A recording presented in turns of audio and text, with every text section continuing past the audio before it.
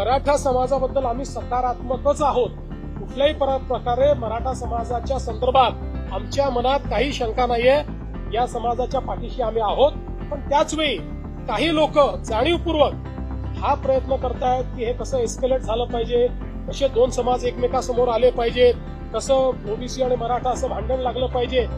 काही लोकांचे स्टेटमेंट सकाळी बघितले मी, त्यांचे प्रयत्न काय माझ्या लक्षात येतात.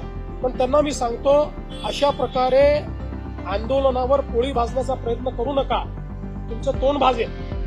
हे मला त्यांना सांगायचं आहे. शेवटी मुंबई, महाराष्ट्र, आपलं सोशल फॅब्रिक, या सगळ्या गोष्टी महत्वाच्या आहेत. आपल्याला एखादा निर्णय जो घ्यायचा असतो त्या निर्णयाचा दीर्घकालापर्यंत त्याचा परिणाम होत असतो.